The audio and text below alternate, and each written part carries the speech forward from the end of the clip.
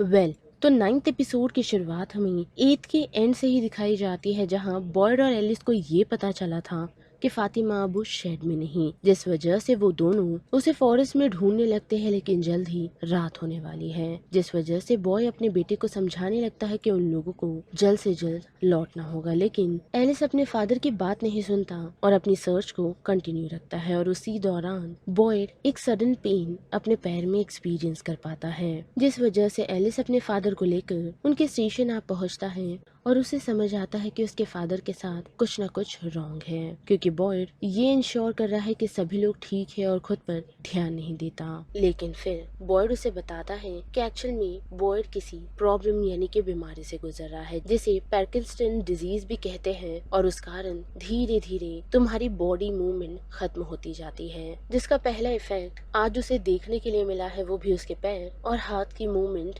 Freeze होने के कारण। जिस बीमारी के बारे में एलिस को तो नहीं, लेकिन हाँ क्रिस्टी और कैनी को जरूर पता है। जो चीज एलिस को थोड़ी बुरी लगती है, लेकिन फिर वो सिचुएशन को समझ पाता है कि उसके फादर ने उसे वरीड ना फील करवाने के लिए ये इन्फॉर्मेशन उससे शेयर नहीं की। साथ ही बॉयड की कंडीशन धीरे धीरे वर्स्ट होना शुरू हो रही है। साथ ही उसने अपने बेटे को त्यान चेन की डेथ के बारे में भी बताया कि किस तरह उन क्रिएचर्स ने यानी कि उन मॉन्स्टर्स ने उसे ये सारी चीजें देखने पर मजबूर किया, और उसी कारण उसे अब ऐसा लग रहा है कि जो बुरी चीज फातिमा के साथ हो रही है वो भी बॉयड के कारण ही है, जिस वजह से वो गिल्टी फील करने लगता है। लेकिन एलिस उसे समझाने की कोशिश कर रहा है, और वही रात के वक्त मॉन्स्टर उनकी विंडो पर नॉक करता है, बॉयड को टॉन्ट करते हुए। जिस सिचुएशन को एलिस काफी अच्छे से संभालता है। साथ ही कल सुबह वो लोग फातिमा की तलाश में वापस निकलेगी, लेकिन सुबह होते ही उन लोगों को मिलने के लिए सारा पहुंचती है। जहां पहुंचते ही उसका सबसे पहला सवाल फातिमा को लेकर है कि क्या वो मिसिंग है, जिसकी इन्फॉर्मेशन फ्रॉम विलेमी किसके पास भी नहीं। लेकिन हमें पता चलता है कि सारा को फिर से कल रात आवाजें सुनाई दी थी, जिस वजह से ही वो उन बातों के बारे में बॉयड को बताने के लिए पहुंची है। और उन वॉइसेस ने उससे फातिमा की सिचुएशन के बारे में कहा है कि वो यही कहीं आसपास है, साथ ही काफी डरी हुई भी। लेकिन वो आवाज उसे हंसते हुए मॉक कर रही थी, ये कहते हुए कि फिर भी बॉयड और एलिस उस तक जल्द ही नहीं पहुंच पाएंगे। यानी कि जिस सिचुएशन में फातिमा फिलहाल है वो लोग उसे ढूंढ तो लेंगे, लेकिन तब तक काफी देर हो चुकी होगी, जिस कारण वो दोनों और वरीड हो जाते हैं और डोना से बात करने का डिसीजन बनाते हैं। लेकिन डोना भी काफी कंफ्यूजन में है, साथ ही परेशान, क्योंकि उसने अभी तक कॉलोनी हाउस वालों को टिली की डेथ का सच नहीं बताया है। और बॉयड से बात करने पर बॉयड को भी इस बारे में पता चलता है, और डोना उसे बताती है कि जो भी वक्त फातिमा ने कॉलोनी हाउस में बिताया था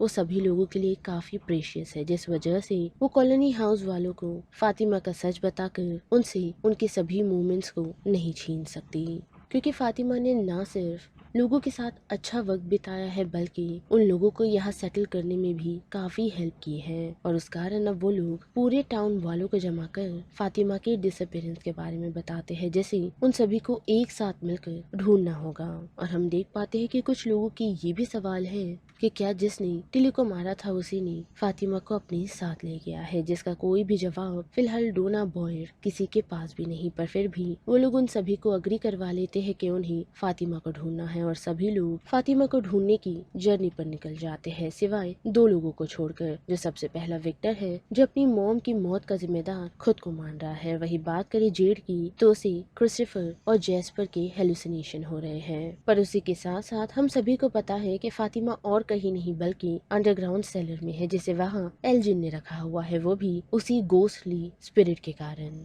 साथ ही उसका ये भी मानना है कि वो बच्चा जो फातिमा की बॉडी के अंदर है वो उनके लिए कोई चेंज ले आ सकता है, जिससे उन्हें यहाँ से शायद निकलने में कोई हेल्प हो सके। जिस वजह से उसने फातिमा को कैप्चर किया हुआ है, और उसके लिए उसने खाना भी प्रिपेयर किया है, जो खाना ब्लड बैग है, जिससे पहले तो ड्रिंक करने से फातिमा मना करती है, लेकिन एक सिप लेने पर उसे उस ब्लड की और क्रेविंग होने लगती है, जिस कारण वो उस ब्लड को पी लेती है। और हम देख पाते हैं कि कुछ ही समय में उस ब्लड को ड्रिंक करते ही फातिमा का पेट बड़ा हो चुका है, यानी कि जो ब्लड उसने ड्रिंक किया है वो उस बेबी को नरिश कर रहा है, और साथ ही साइज में अब वो काफी बड़ा हो चुका है, और कुछ ही समय में वो उस बेबी को डिलीवर करने के लिए भी रेडी हो जाएगी। जिस वजह से फातिमा डरी हुई है, और हम देख पाते हैं कि वो एल्जिन पर अटैक जाकर वहाँ से निकलने की भी कोशिश करती है, पर अनफॉर्चुनेटली उसमें कामयाब नहीं होती। पर एल्जिन के वहाँ से जाते ही उसे ग्राउंड पर एक मेटल रिंग नजर आती है, जो किसी खुफिया दरवाजे का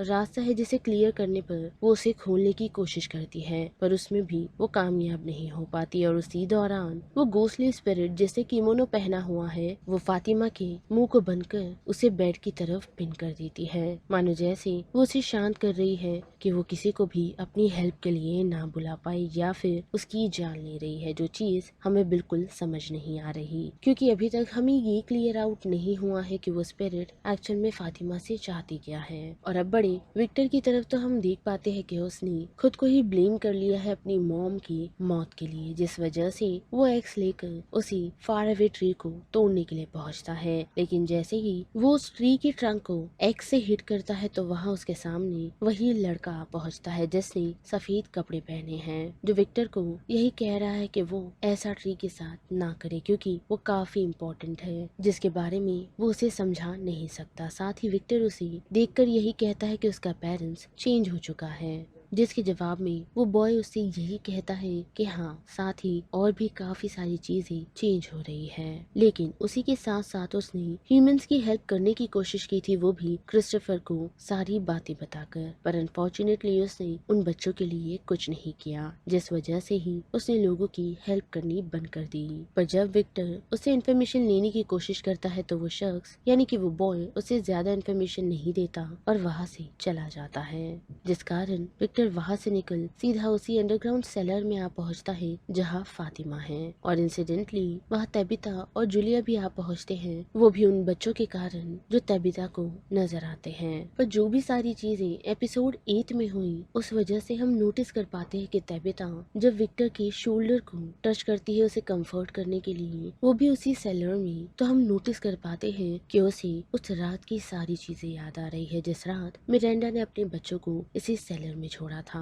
और किस तरह उन स्माइलिंग क्रिएचर्स यानी कि मॉन्स्टर्स ने मिरांडा की जान ले ली, जो सीधा सीधा यही इंडिकेट करता है कि मिरांडा कभी उस लाइट हाउस तक पहुंच नहीं पाई थी। और ये विजन इस बात का सजेशन हमें दे रहा है कि तबिता समहाउ मिरांडा से कनेक्टेड है, या फिर उनकी स्पिरिट जो शायद तबिता और टाउन वाले की हेल्प कर सकती है यहाँ से निकलने में। पर वही बात करें जिम की, तो हम ये भी देख पाते हैं कि जिम ने अपनी वाइफ की इन सारी चीजों को एक्सेप्ट किया है और उसने उसका साथ देने का वादा किया है, ताकि वो लोग इन सभी सिचुएशनों को टैकल कर एक साथ यहाँ से निकले, क्योंकि ऑलरेडी सिचुएशन उनके और उनके बच्चों के लिए काफी वर्स्ट हो चुकी थी, जिस वजह से अब वो लोग अपने बच्चों का साथ देना चाहते हैं और यहाँ से जल्द ही निकलना चाहते हैं। साथ ही तबिता को उसकी बेटी ने उस रियून का सच बताया है कि उसने उस जगह क्या एक्सपीरियंस किया था। साथ ही बॉयड भी अब ये चाहता है कि उसकी जगह उसके बाद और कोई नहीं बल्कि कैनी संभाले, ताकि वो सभी फ्रॉम विले के लोगों को सुरक्षित रख सके।